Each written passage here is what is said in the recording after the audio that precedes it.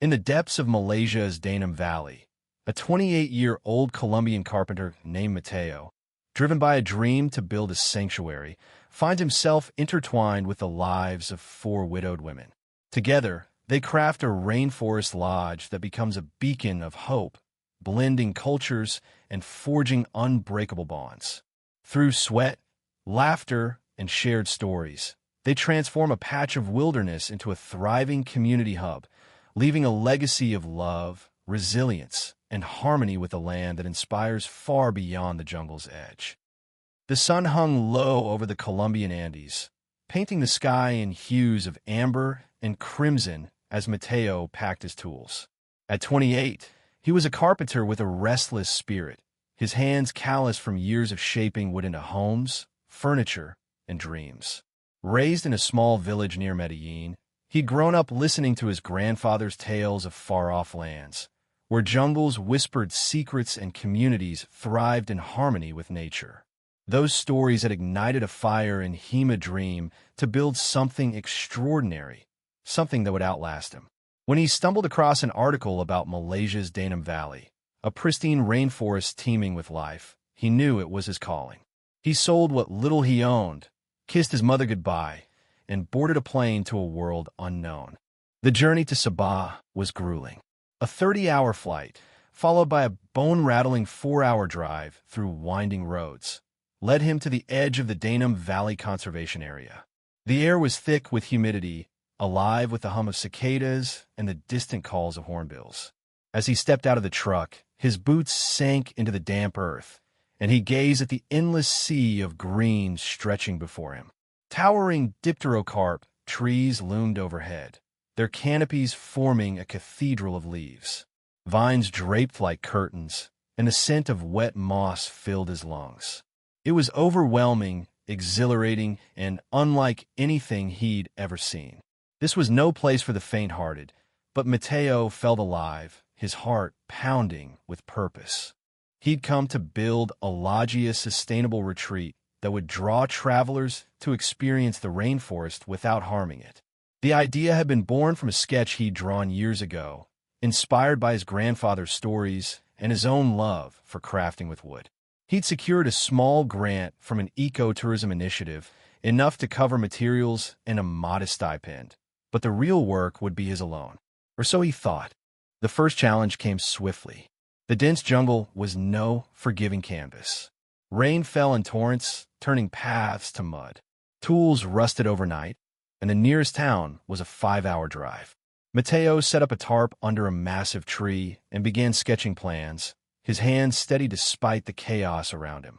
The locals, mostly from nearby villages, watched him with curiosity. They were a mix of indigenous Dusun and Malay families, their lives woven into the rhythm of the forest.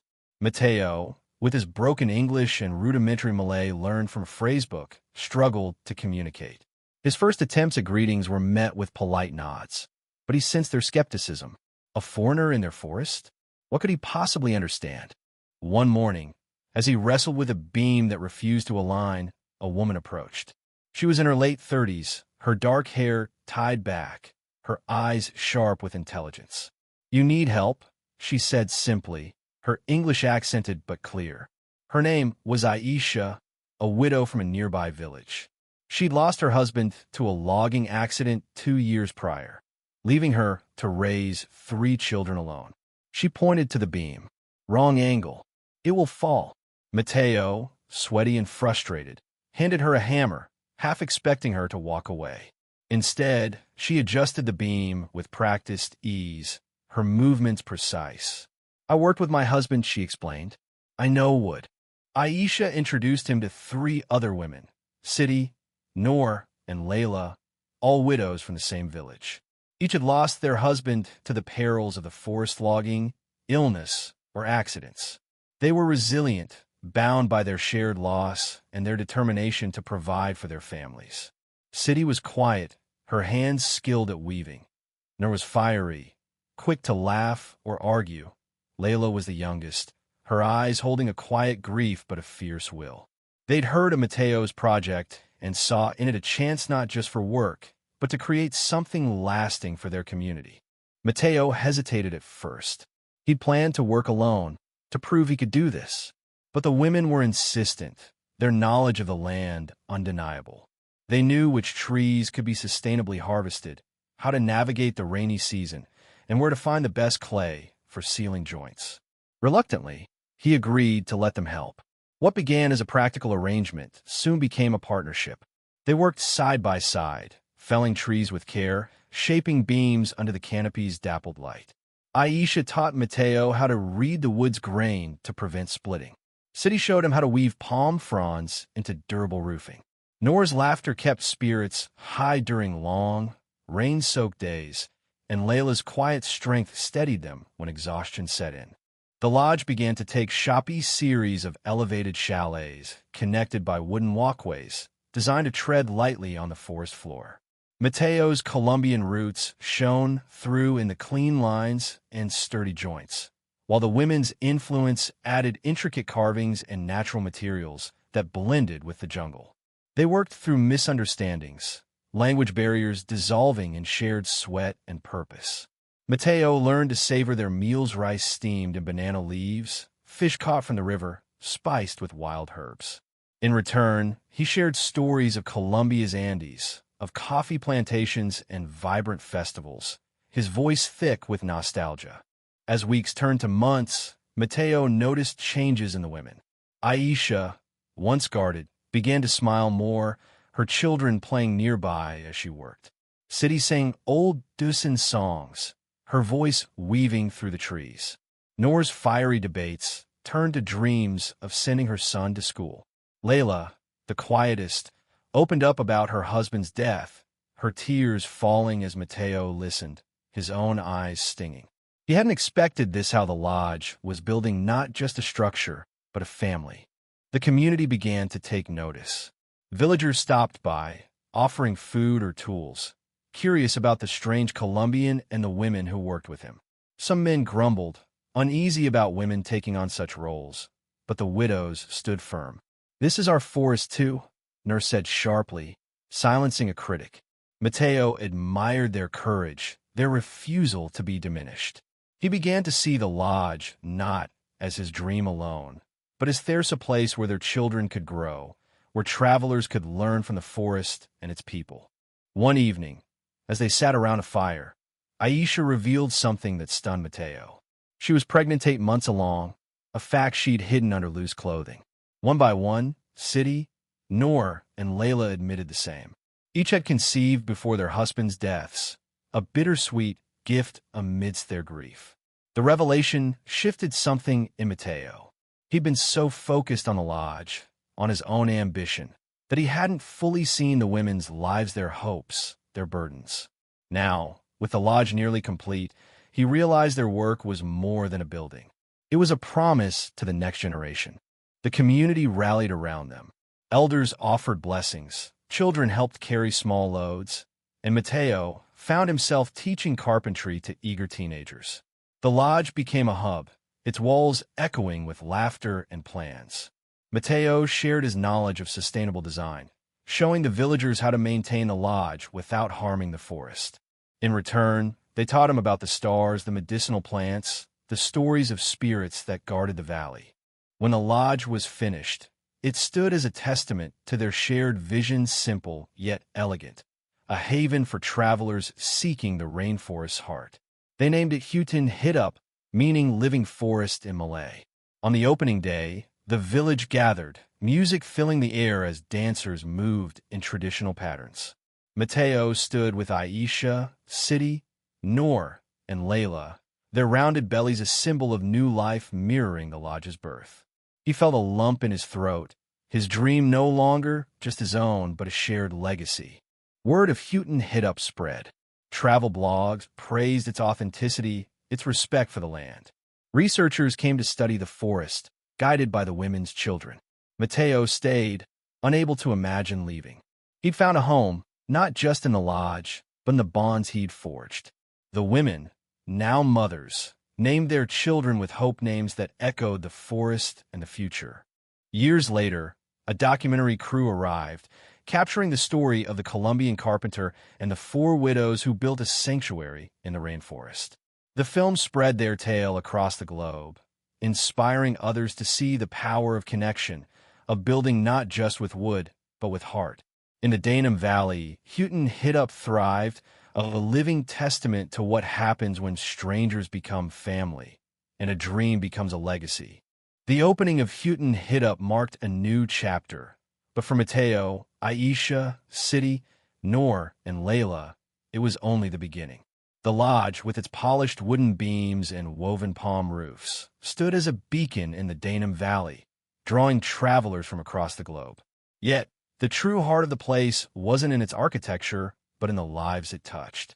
The five of them, bound by their shared labor, faced new challenges and joys as they navigated the rhythms of their evolving community.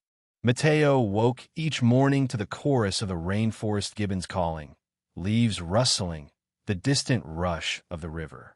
His small room in the lodge, furnished with a simple cot and a desk cluttered with sketches, felt like home in a way his village in Colombia never had. The air was heavy with the scent of damp earth and blooming orchids, a constant reminder of the life pulsing around him. He'd grown accustomed to the heat, the way sweat clung to his skin, and the unpredictability of the jungle. But what anchored him most was the sense of purpose he found in the people he now called family. Aisha, now radiant with the imminent arrival of her child, took on the role of managing the lodge's operations. Her sharp mind and quiet authority made her a natural leader. She organized schedules for the staff, mostly villagers, who joined the project and ensured the lodge ran smoothly. Her children, a boy and two girls, darted through the walkways, their laughter mingling with the sounds of the forest. Mateo marveled at her strength, how she balanced motherhood with her work, her hands still calloused from wielding tools alongside him. Sidi, the weaver, had turned her skills into a small enterprise. She taught other women in the village to create intricate baskets and mats from palm fronds, which they sold to tourists. Her gentle demeanor hid a fierce determination to provide for her unborn child. She often worked in the lodge's common area, her fingers moving deftly as she shared stories of her childhood, of nights spent listening to her grandmother's tales under the stars. Mateo listened, captivated, sketching patterns inspired by her designs to incorporate into the lodge's decor. Noor, ever the firebrand, became the lodge's voice to the outside world. Her charisma and quick wit made her the perfect guide for visitors. She led tours through the rainforest, pointing out rare orchids and the tracks of clouded leopards, her stories blending science with folklore. Her pregnancy slowed her pace, but not her spirit. She'd tease Mateo mercilessly, calling him the lost Colombian when he mispronounced Malay words, but her laughter was warm, and her pride in their shared creation was evident. She dreamed of her son growing up in a world where the forest was respected, not exploited. Layla, the youngest, was the lodge's heart. Her quiet strength had deepened as her pregnancy progressed. She took on the role of cooking for guests, infusing dishes with flavors of the forest lemongrass, wild ginger, and fish from the river. Her meals became a highlight for visitors, who left raving about the warmth of her hospitality. She spoke less of her late husband now, but Mateo saw the way she touched her belly, as if promising her child a brighter future. He found himself drawn to her resilience, her ability to find joy despite loss. The lodge wasn't without its challenges. The rainy season brought floods that threatened the walkways, and Mateo spent sleepless nights reinforcing the structure. Some villagers remained skeptical, wary of outsiders profiting from their land. A few loggers, displaced by the conservation efforts tied to the lodge, spread rumors that Mateo was exploiting the forest. Aisha and Noor confronted these tensions head-on, holding meetings with village elders to explain the lodge's mission. They emphasized that Houghton Hiddup was for the community. Its profits would fund a school, a clinic, and training programs. Slowly, distrust gave way to cautious support. Mateo, too, faced his own struggles. Letters from his mother in Colombia arrived sporadically, her words filled with pride but also worry. "When will you come home?" she'd write. He didn't know how to answer. The Andes were in his blood, but the rainforest had claimed his heart. He missed the smell of coffee fields, the sound of salsa music in the streets, but the thought of leaving Aisha, Sidi, Noor, Layla, and their growing families felt like abandoning a part of himself. He poured his longing into the lodge, carving intricate patterns into the railings motifs of Colombian mountains intertwined with Malaysian vines. As the women's due dates approached, the village buzzed with anticipation. The lodge became a gathering place for preparations. Elders brought woven blankets, and children painted stones to decorate the nursery Mateo had built in one of the chalets. He designed it with care cribs crafted from local hardwood, walls adorned with cities' woven panels, and windows that let in the forest light. The women teased him about his perfectionism, but their eyes shone with gratitude. "You're worse than a mother hen," Noor laughed, nudging him as he sanded a crib for the third time. One night, as a storm raged outside, Aisha went into labor. The village midwife, an elderly woman named Max Sikrama, took charge, her calm presence steadying everyone. Mateo paced the lodge's common room, his heart racing as thunder shook the walls. Sidi, Noor, and Layla, though heavy with their own pregnancies, stayed by Aisha's side, their voices a soft hum of encouragement. Hours later, as the rain slowed to a drizzle, a cry pierced the air. Aisha's son was born, a healthy boy with his mother's sharp eyes. They named him Dainam, after the valley that had brought them together. Within weeks, Sidi, Noor, and Layla followed, each giving birth to a daughter.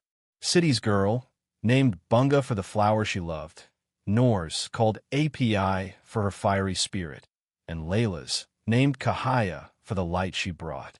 The lodge seemed to pulse with new life, the baby's cries blending with the forest symphony. Mateo, who'd never imagined himself as part of such a moment, felt an unfamiliar ache in his chest. He was no longer just a carpenter, no longer just a dreamer from Colombia. He was part of something bigger, a family, a community, a legacy. The lodge thrived as a hub for ecotourism. Researchers came to study the valley's biodiversity, guided by Noor's expertise. Travelers, drawn by stories of Houghton Hiddup, left with a deeper respect for the forest and its people. Mateo taught carpentry workshops, showing young villagers how to work with wood sustainably. Aisha managed the finances, ensuring every profit was reinvested into the community. Sidi's woven goods became a sought-after souvenir, and Layla's cooking classes drew crowds eager to learn her recipes. But not all was smooth. A developer from Kuala Lumpur arrived one day, offering a large sum to buy the lodge and turn it into a luxury resort. He spoke of paved roads, air-conditioned suites, and cutting back the forest for a golf course. The villagers were divided. Some saw the money as a way out of poverty. Others saw it as a betrayal of their heritage. Aisha called a meeting, her newborn son cradled in her arms. "This is our home," she said, her voice steady. "We built it to protect the forest, not to sell it." Mateo, who'd been silent during the debate, finally spoke. He told the story of his village in Colombia, where foreign companies had stripped the land for profit, leaving nothing but scars. "Houghton Hiddup is yours," he said, looking at the villagers. "You decide its future." His words, though simple, carried the weight of his journey. The community voted to reject the offer, choosing their forest over fleeting wealth. The developer left, but the tension lingered, a reminder of the world pressing in. To strengthen their resolve, Mateo and the women launched new initiatives. They built a small school next to the lodge, where Aisha taught reading and math to the village children. Sidi started a cooperative for local artisans, ensuring fair wages. Noor trained young guides, passing on her knowledge of the forest. Layla began a garden, growing herbs and vegetables to sustain the lodge and teach sustainable farming.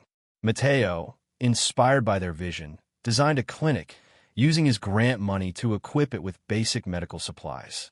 A traveling doctor visited monthly, treating everything from fevers to injuries. The bonds between Mateo and the women deepened. Aisha became his confidant, her wisdom grounding him. City's quiet faith inspired him to reflect on his own beliefs. Noor's humor kept him from taking life too seriously, and Layla's gentle presence stirred something in him he hadn't expected. He found himself lingering near her in the kitchen, helping her chop herbs, their hands brushing as they worked. She'd smile, her eyes meeting his, and he'd feel a warmth he couldn't name. He didn't act on it. Not yet her grief was still fresh, and he respected her pace. But the possibility hung between them, unspoken but alive. One evening, as the sun set over the valley, the community gathered for a photograph. Mateo stood in the center, Aisha, Sidi, Noor, and Layla around him, their 8-month pregnancies now a distant memory, replaced by the babies they cradled. The lodge loomed behind them, its wooden walls glowing in the golden light. The forest stretched beyond, alive with the calls of birds and the rustle of leaves. The camera clicked, capturing a moment of triumph, of unity, of lives intertwined. Houghton Hittup's story spread further. A journalist from Singapore wrote a feature, calling it The Lodge Built on Love and Loss. A documentary crew followed, their film winning awards at festivals. Mateo, once a solitary dreamer, became a symbol of what one person could do when they joined hands with others. The women, once defined by their widowhood, were now leaders, their children the promise of a new generation. Mateo never returned to Colombia, not permanently. He visited his mother, bringing her to see the lodge, her tears falling as she saw what her son had built. But his home was now the rainforest, his family the women and their children, the villagers who'd embraced him. Houghton Hittup stood as a testament to their shared dream, a place where cultures met, where grief turned to hope, and where the forest's heartbeat echoed in every beam, every woven mat, every dish served with love. As the seasons turned in the Danum Valley, Houghton Hittup grew into more than a lodgite, became a living symbol of resilience and unity. The rainforest, once a place of isolation for the villagers, now pulsed with connection, drawing people from distant corners of the world. Mateo, Aisha, Sidi, Noor, and Layla, along with their children, stood at the heart of this transformation, their lives woven into the fabric of the forest. But the journey was far from over, and new challenges loomed as they worked to sustain their dream. The success of Houghton Hittup brought attention, both welcome and unwanted. Ecotourism blogs and travel magazines praised the lodge's sustainable design and the warmth of its hosts, but with fame came pressure. Visitors arrived in greater numbers, their footsteps threatening the delicate balance of the forest. Mateo noticed the strain-trampled paths, overused water sources, and the occasional careless guest leaving trash behind. Aisha, ever practical, proposed limits on guest numbers, a decision that sparked heated debates among the villagers. Some argued for expansion to boost income, while others, led by Noor, insisted on protecting the valley's pristine beauty. Mateo found himself mediating, his carpenter's instinct for balance guiding him. He proposed a compromise: expand the lodge's educational programs to teach visitors about conservation, while keeping guest numbers capped. Sidi suggested adding a cultural center where villagers could showcase their crafts and stories, turning tourism into a respectful exchange rather than exploitation. The plan worked, easing tensions and giving the community a renewed sense of ownership. The cultural center, built with Mateo's designs and the villagers' labor, became a vibrant space filled with Sidi's woven tapestries, traditional Dusun music, and Layla's cooking demonstrations. The women's children Danum, Bunga, API, and Kahe grew quickly, their laughter echoing through the lodge. Aisha's son, Danum, was a curious toddler, always tugging at Mateo's shirt to show him a beetle or a shiny stone.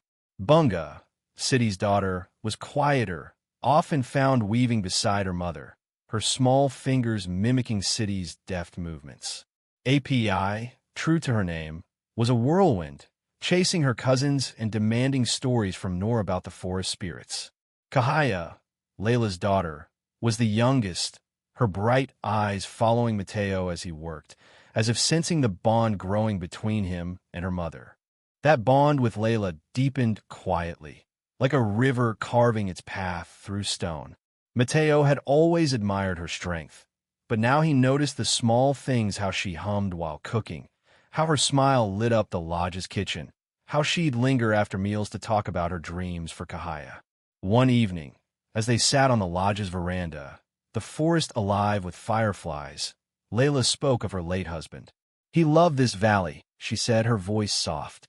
"He'd be proud of what we've built." Mateo hesitated, then reached for her hand. "He'd be proud of you," he said. She didn't pull away, and in that moment, something unspoken shifted, a promise of a future neither had dared to name. The lodge faced external threats, too. A logging company, emboldened by lax regulations, began eyeing the valley's edges. Rumors spread of bribes offered to local officials, threatening the conservation status that protected Houghton-Hittup's land. Nor, with her fiery spirit, rallied the villagers, organizing protests and writing letters to environmental groups. Mateo, less comfortable with confrontation, used his grant contacts to secure legal support, ensuring the valley's protection was upheld. Aisha and City worked behind the scenes, gathering signatures from the community to present to the government. Their collective efforts paid off. The logging company backed down, and the valley remained untouched. But the victory came at a cost. The stress of the fight, combined with the demands of motherhood and running the lodge, wore on the women. Aisha, usually unshakable, confessed to Mateo one night that she feared failing her children. "I want them to have more than I did," she said, her voice breaking.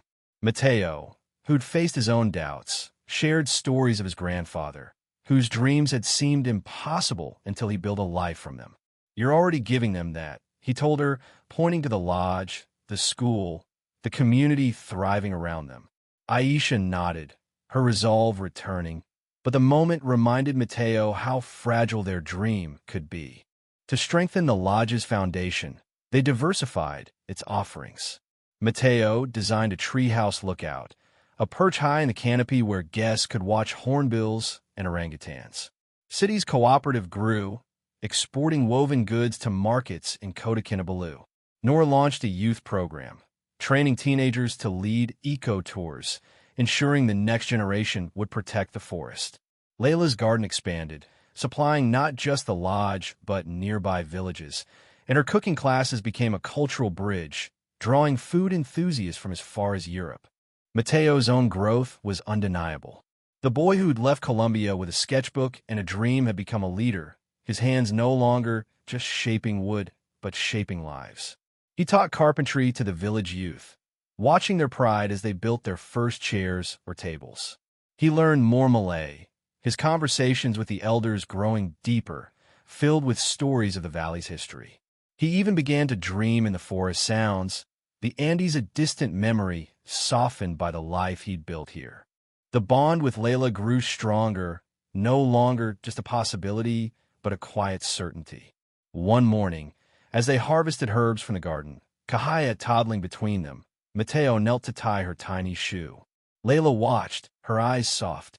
"You're good with her," she said. Mateo looked up, his heart full. "I want to be here for her," he said, his voice steady. "For both of you." Layla's smile was answer enough, and later that day, they shared their first kiss under the shade of a dipterocarp tree, the forest their witness. The community celebrated their union, not with fanfare, but with quiet joy. Aisha teased Mateo about becoming one of us, while Noor insisted on planning a feast.